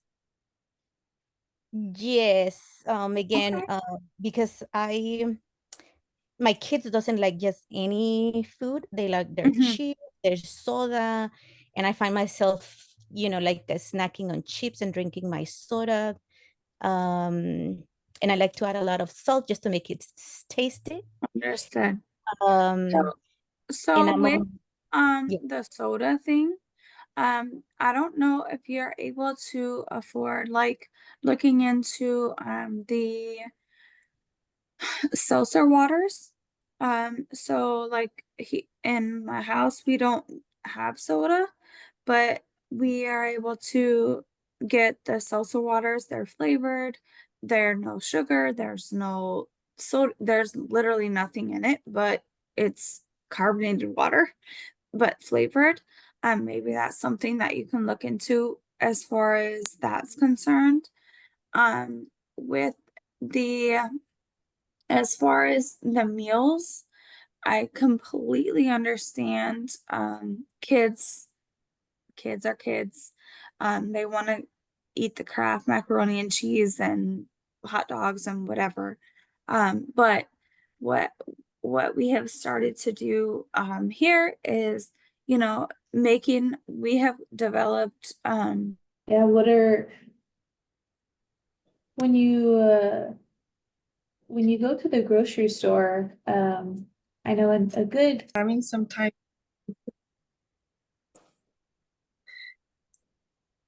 for listening to me, and I feel that I want to share that to always stay positive, and you can overcome everything if you also believe in yourself, and we want to change that and help you gain more confidence in yourself.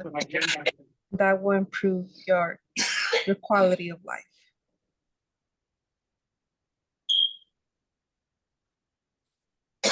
Thank you. You're welcome. So polite. Excellent.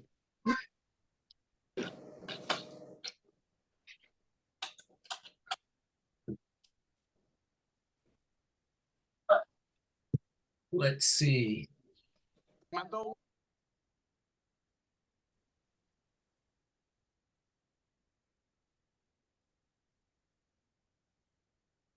I'm going to try to find my PowerPoint again.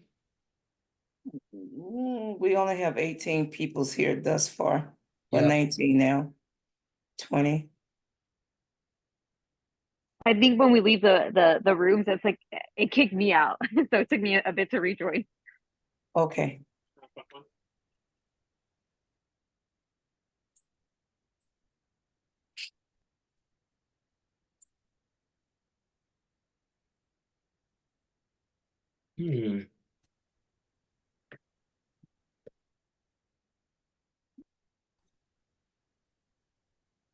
What's this? Nope.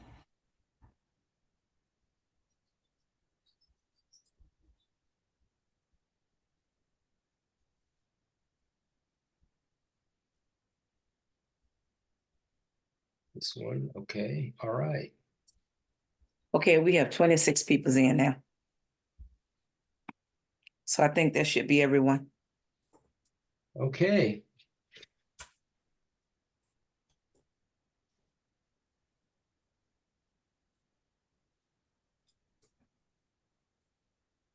Stop sharing.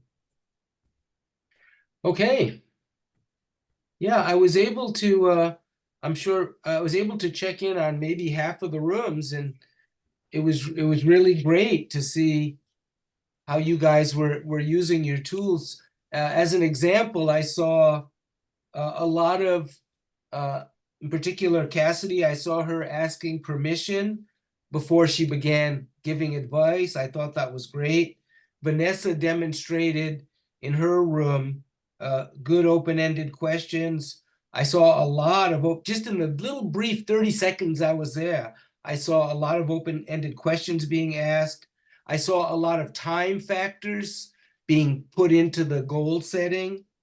I saw a lot of options being offered to the client by the CHW, including options for harm reduction or baby steps, all an important part of helping people positively reach some goal. Questions about, open-ended questions about what are the barriers people saw. So, and that's just 5 or 6 rooms. To let me know, please share your experience. What was that? Please share your experience with that one-on-one you all had. Okay, well, I was with Louis, and I'm just gonna tell you, that is an awesome community health worker. And that one-on-one experience with the community health worker actually doing me as Rosina, and all of the question that was asked. I want to do it myself, but I'd rather that you hear from him because he was the expert in this thing and he really shined. Well, thank you, Maddie. You're too kind. You're I was welcome. going to say, for me, it was a lot of pressure. I saw the great Maddie right there, and I said, "Oh, there's not enough people in here." She said, "It's just me and you." I said, "Oh no." She said, "I guess it makes better sense for me to be Rosalind." I said, "Of course it does." But you're the CHW, and now I'm gonna try. But no, it was very easy. I was really trying to I was so nervous, I actually skipped my name and jumped right into our conversation and trying to support her and help her and listen to the things that she was talking about and reiterate, reframe, rephrase what she said. I asked her about her motivational level. She was kind enough. She hesitated. I thought she was going to give me the 1. She gave me an 8. She gave me an 8. So I really capitalized on that 8 and affirmed her and wanted to really give her some affirmations for a lot of the hardship she's already been through as a survivor. I actually shared with her what I felt was appropriate time, that my mother's also a single mother. And so she's an inspiration, and that others are watching her for her to continue her great work. That not only her children are watching her, but others in the community, and that we're inspired by her. Then she shared some of her needs relative to the food. We talked about, as we all talked, the food pantries, the United Players, which is a group here and where I'm at that really supports a lot of families and provides daycare. We talked about the Uber. We could provide an Uber because she has a car issue, obviously. And then a farm that we have, family farm, which was put together by some philanthropists who, knowing about the food deserts that we are all in our Black and brown communities, and trying to bring that food farm to fruition with some self-care, and see if she couldn't get over there and make sure we got her some fruit and vegetables that were healthy and supported her diet. But she was very awesome. I tried to stay positive and affirming, but she made it very easy because there's a lot of positives she had already accomplished. So I just tried to capitalize on that and move through. Asked her if we can make a plan. She said yes. And then we just started to make the plan. So that's what I was going to say and mention, because in the beginning, he said, wow, he said, I see that since you already, identified everything and you're here. And then he shared the story with me about his mom. Then he said, well, because my mom did this, so I see where we are. Since you're such an amazing person, I'm really glad that you shared. He just kept me motivated and lifted and kept encouraging me throughout the whole process. Then he said, well, this is a good point. We can run with setting goals and set an action plan. Would you like that? So it was just ongoing, and it was just inspirational. It was just, he was awesome. It was really good. Okay, that was a good combination there. How about from some of the other groups? Can we hear from the CHW experience from some of the other groups? Please. I can go ahead. I know, so when I was the CHW, I know sometimes I could overthink sometimes, or like, oh, what am I gonna ask? What am I gonna ask? Or like focusing on the next question. So I really dug into the big ears, just focus on listening and then react to what they say. So that was my personal experience with that. But Azucena was great in terms of affirming and giving me affirming comments and motivating me in terms of thanking me for being there. And just to push through and stuff like that. So that really great experience. Yeah. Tell us, Azucena, how it felt for being cared by a community health worker. Yes.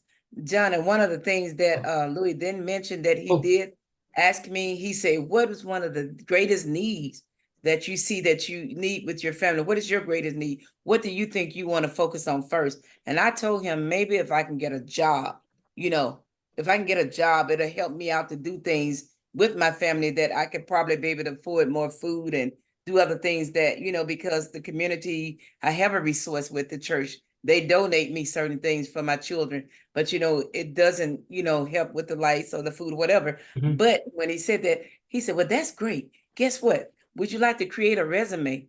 I can help you with that. So he opened doors for me. Yeah.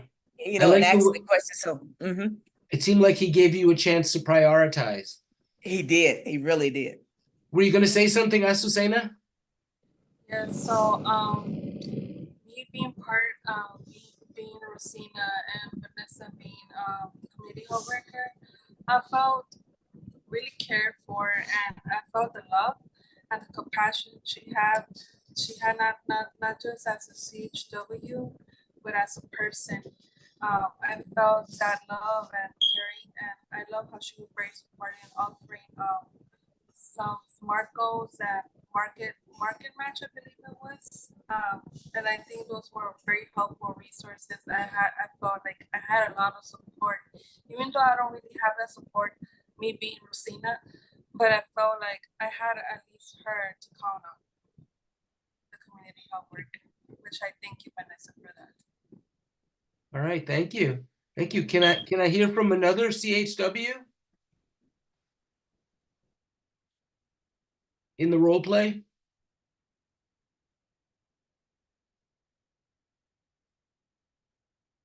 Cheryl, are you saying something?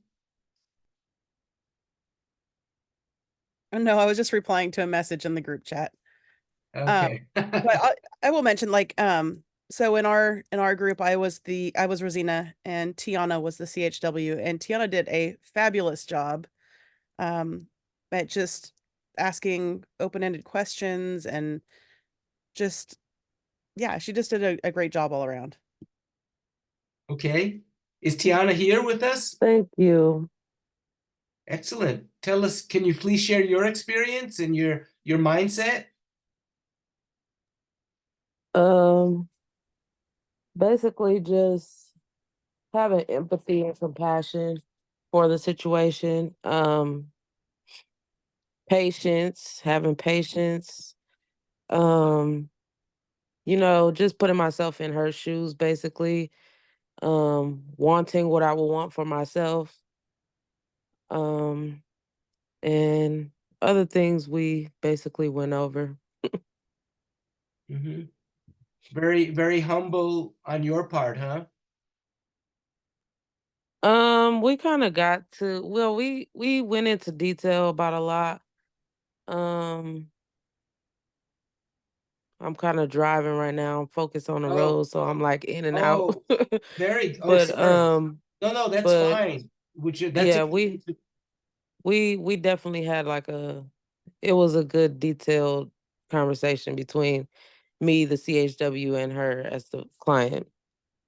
Okay, keep your eyes on the road. Be safe. We're kind of running out of time in this segment, so I'm gonna call people out. Philip, can you tell me how your experience as a CHW went? What you tried to achieve? Well, doing these role plays is so different than, real life work, right? I'm not constrained to a timer, a clock. And so I think my ability to be authentic, I knew that the goal was to create an action plan and to do motivational interviewing, but my eyes were on the timer. And so, I mean, I think I did a good job, but I mean, I was kind of rushed because I wanted to get the goals accomplished. But yeah, I don't know. We switched roles. I was the community health worker at first. We were able to create an action plan and some short-term achievable goals. And then we switched roles because we had time left, and I became the client and she was the community health worker.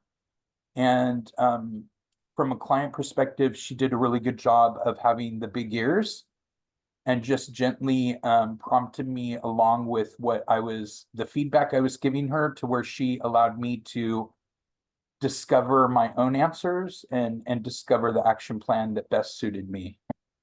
Who were you paired with, Philip? Thank you. Stephanie. Hi. Hi, Stephanie. Hi, I just wanted to jump in and say that, he did a really good job of reiterating towards the end, kind of like the action plan.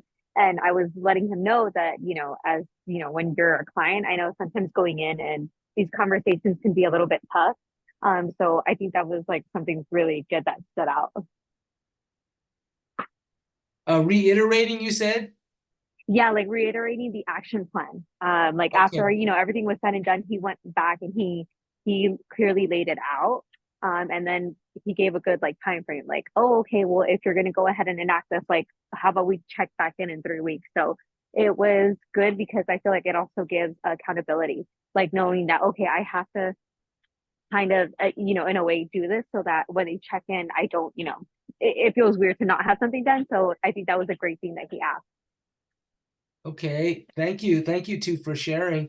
Was there any experience in the group about harm reduction, baby steps, realistic plans? If you could share that with us. I think in terms of like realistic plans, I think, well, from him, it was really good about, he was pointing out the things that as a client, like I was doing already. So it's like kind of reinforcing that, oh, you are already doing this. So maybe if you take it a step further, like this will be better. Mm-hmm. Okay. And maybe last thing we'll ask before we transition, did any of you have to experience ambivalence in the client and then learning how to roll with that resistance? And how did that feel?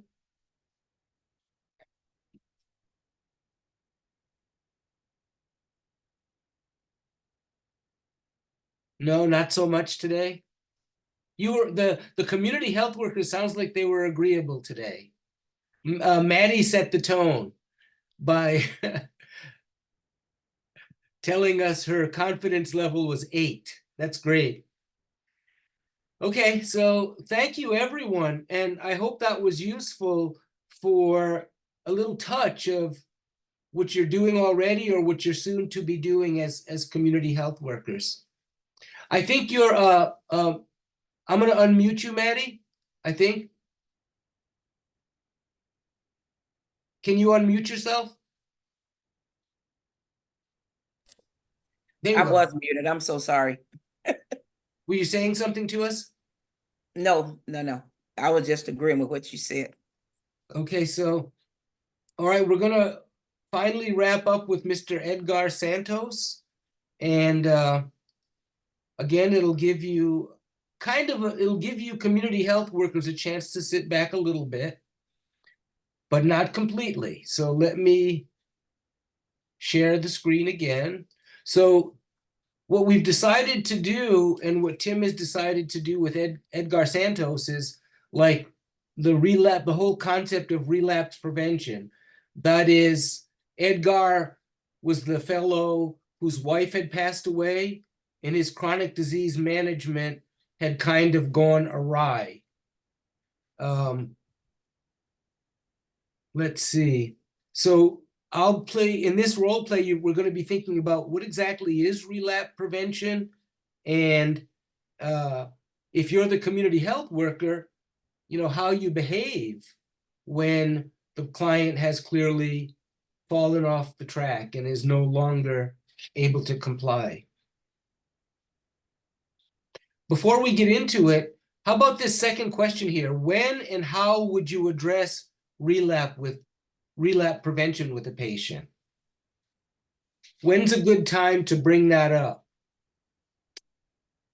I'm tooling along. My blood pressure is finally back to normal at 120/75. And you're my community health worker. You've given me a lot of pats on the back and affirmed me. Do you want to bring up relapse at that time? What are the groups? I mean, I would say when you feel like they're ready to absorb the information. How would you know? How would you know that?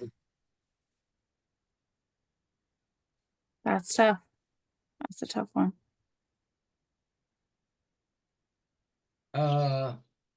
Philip, what do you think? In terms of timing of your relapse prevention discussion?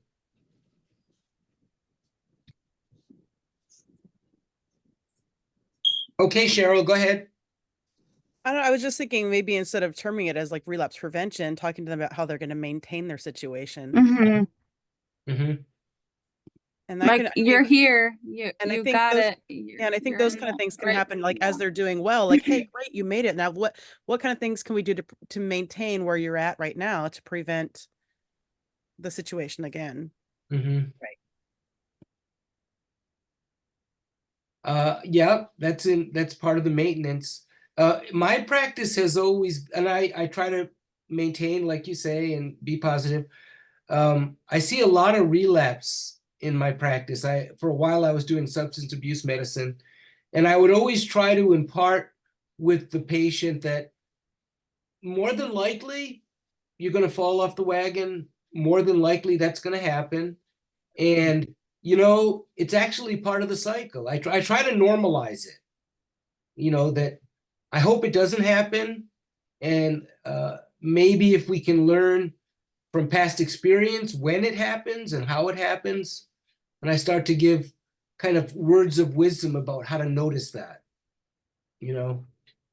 You know, sometimes we fall down, but we get up again. We don't get off and, you know, stay down, we get up. So you might, you know, sometime down the line, your blood pressure could go, you know, back up, or it could go back into a hypertensive stage 1 or stage 2 or wherever. But, you know, you don't stay there, you know, you do whatever's necessary, you know, watch your diet, watch your sodium intake, read your food nutritional value. There's things that you can do to get yourself back on track. Watch what you eat and eat less fried food, eat baked, boiled, you know, grill, broil, like that, instead of, you know, using all of the sodium. Try to use Mrs. Dash. And even like John says, add some lemon chips to it. And, you know, and it'll help with the garlic and the herbs that you're using instead of sodium. So thank you for sharing that, Maddie. So let's dive into, for another 10 minutes anyway, Mr. Edgar Santos. He was the fellow who has hypertension and depression, and his wife passed away. He was doing really well, and then his wife passed away, and little by little his blood pressure started creeping up. He did have communication. He did have some supports with his family that he touched base with on Zoom intermittently. And in terms of when things were going well, he would always cook meals with his wife. And then he had a social activity at the church that he participated in. And now I'm going to slip into Edgar's shoes. And Maddie, we're going to do popcorn questioning of helping me through. So my final statements to my CHW before they start asking me questions is, I didn't have so many problems with my blood pressure back then. My wife would go with me to see the doctor, and she helped remind me to take my medication. She was really good at that, Maddie. We used to walk everywhere, and we would make meals together. We would make healthy meals. I wasn't depressed when she was still with me. Oh, John, I see that. I mean, I'm sorry. Oh, Edgar, I see that you, you know, have some things going on with you. And maybe, have you thought about seeking help for your depression? You know, I don't know, Miss Maddie. We don't do that. Our family doesn't go to the psychologist. It's just not something. I don't think that's where it is. Oh, I understand. But is there something you could do to look at that made you happy in your past that you could focus on? Yeah. Boy, we were married quite a long time. And some of this is normal, I know. I told you before how we used to go shopping together, and we would make our meals together, and we ate pretty well. We ate healthy back then. Okay, Cassidy. I popcorn it to you. You on mute. Sorry. So, you were healthy back then. What sort of things did you do? Well, it was fun to go shopping with her. Mm-hmm. We used to walk down the street to the supermarket. I don't do that anymore. I've put on some pounds. I call a DoorDash nowadays. So More than I should. are you active at all? I walk down to get the mail. I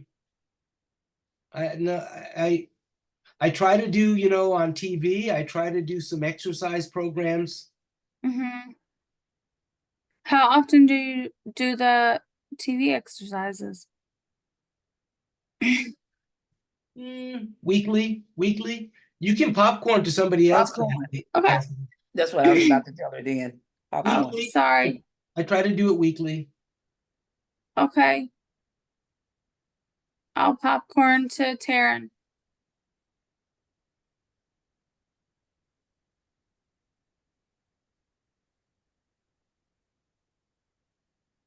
Taryn, Oh, are you there? or Unmute. did you mean, wait, did you mean Torin or?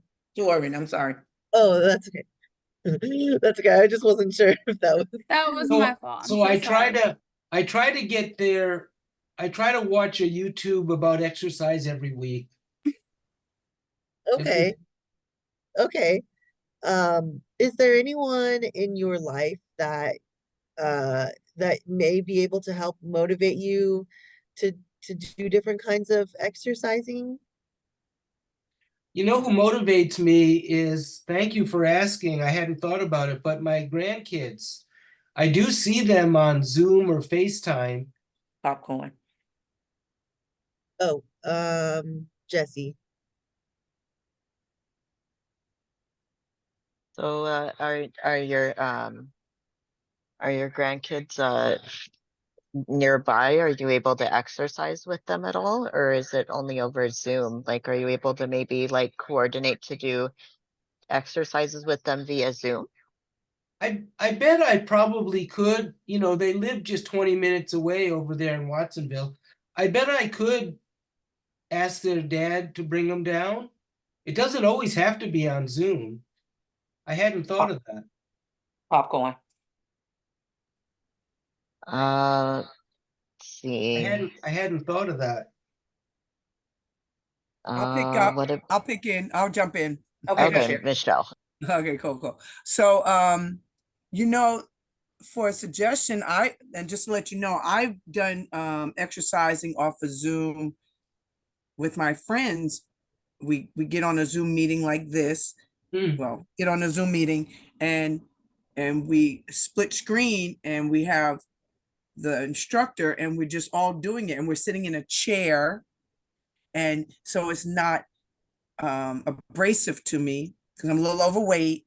So, and I could just move my arm and it's getting my heart rate up. And I noticed that I really enjoyed it when I did it. Maybe that's something that you might, I could show you how to split the screen and get everybody on. And that's kind of fun just in itself. Wow, I had never thought of anything like that. I bet his dad knows how to do something like that, or his bigger brother. Popcorn. Popcorn. See everybody, there they are. I bet his dad could set up the Zoom so that I moved more. I don't see everybody, so someone pick it up. I could jump in. I could jump in. Go ahead, Vanessa. Who is that? Yeah, so I know another thing that we had mentioned earlier, talked about was eating healthy and get to cooking. What currently motivates you to eat nutritious diets? There's not much, in fact, I get sad when I do my own cooking because I think it's because something's missing. It's not like it used to be. Then so I end up door dashing it, I do I know I like pasta. My wife she used to really have a good dish. Oh, okay, do you happen to have the recipe for that pasta? Do I have that recipe? I bet I could find it. I still have her little recipe box. Thank you. Popcorn. Popcorn it to Becky. Edgar, it sounds like your wife was amazing and she kept such good care of you. She did. Yeah. So I do know that you were saying that she normally went with you to the doctor and reminded you to take your meds. Are those things that you feel like you need help with, like finding a way to remember to take your meds or having someone to go to the doctor with you? I'm embarrassed. I really am embarrassed. Thank you for asking though. But Popcorn. yeah, I'm not good at taking my meds anymore. Popcorn. Sometimes I wonder if I don't want to get better. Popcorn. Edgar, what is one thing you think you could do that would help remind yourself to take your meds? Is there something you can do in the morning, afternoon, or at night that would help you to remember to take your medication? You know, my wife used to set up that little plastic box. Sure, yeah. And I guess I've just gotten lazy. It takes a matter of time, you know, but I still have a few of those, and I'm sorry. You're trying so hard to help me. Popcorn. I think I can do that again. I think I can dust that off. Edgar, you got this. You know, you've got your kids, maybe they can help out, maybe have a once a week visit, and they can help you with the medicines. When my dad was sick recently, that's what we did. We all pitched in, and originally it was my brother who was helping sort out his medicine in those trays. Mhm. And then I took over and he showed me how to do it. And once a week, I would sit there and organize the medicine. So that's something maybe one of your kids can help you with. And maybe one of your kids can help you, you know, do some food prep during the week or something.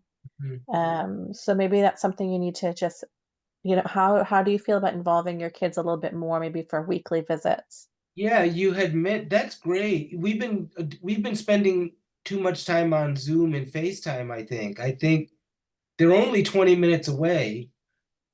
I think it's Popcorn. possible that we can see each other more rather than relying on technology. That's a great idea. We're on good terms. Popcorn. Last popcorn. Or maybe even trying to, you mentioned that you enjoy hanging out with your grandchildren, right? So what if you try and connect making like a dinner together, as in having them help you cook and together as a family, trying to create a healthy dish as you're kind of like educating each other along the way. That could be a little, how do you think about that? Yeah. Yeah, I think the key thing is if I can just get them to come visit me, and I might have to go over there the first time. I might have to take the first step, but all of us since the pandemic, I think we just got too technological. We forgot about the impact of being with each other, the importance of being with each other. I think Cheryl was going to make a comment to me. I thought Cheryl already made a comment to you. Oh, no, I was just gonna say that, you know, it sounds, Edgar, like you really thought a lot of your wife and you hold her memories pretty close. And if you know, if you were able to get together with your family like once a week and meal prep, that might be a great opportunity too for you to pass down some of her recipes to your grandchildren and Absolutely. and have those moments with your family as well. Yeah, you've given me some really good ideas. I like the idea of disconnecting from technology at least a couple of times a week. I think that'll make a big difference. And if we do that, we can do things. They'll help me become more active. Thank you. I'll try to get on this. Thank you. I really appreciate everyone's help. They did an amazing job answering. Yeah. What did you notice, John? I noticed that positivity, a lot of positivity. I noticed that no one cared that I didn't want to see a psychologist. I didn't get a hard time for that. It just culturally, that was not where the patient was. So that's rolling with resistance.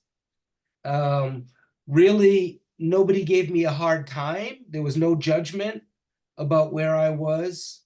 And then because everyone was so positive, I was able to take in their ideas And I actually felt motivated to try to get off my butt and get in touch with people again.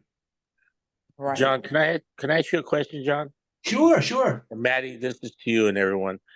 There was a brief moment there when you started to talk about really the darkness, and it almost had me almost asking you that self-harm question, or where your motivations was almost on survival, because I got a little bit worried. But you got away back from that.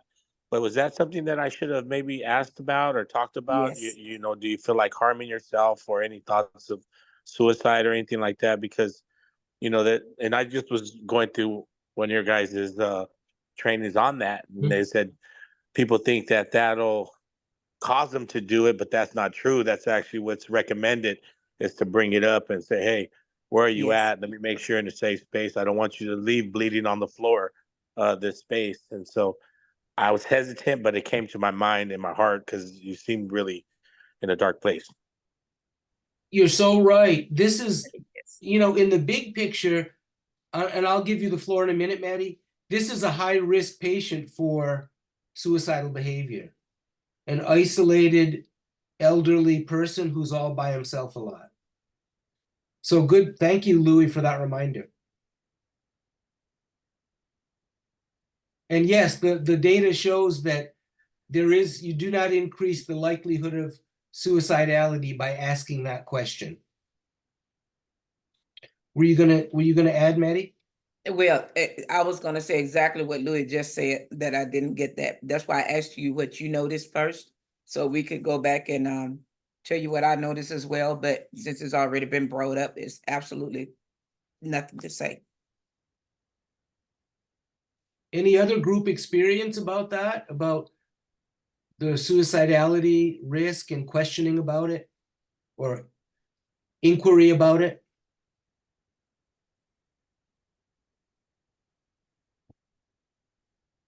Have you been in a situation, Louis, or others, where you've had to go there with patients? Yeah. Actually, Absolutely. yeah, yesterday I had so I'm a clinical operations lead, had a care manager reach out to me for this exact situation that was going on. She had initiated a call with a patient, had gone through her call, and then had three-wayed into the clinic, and the clinic had escalated. I don't know what the revolving situation was with the patient and the clinic, but we were able to intervene. Great. Absolutely great. And I guess if you're not feeling totally comfortable with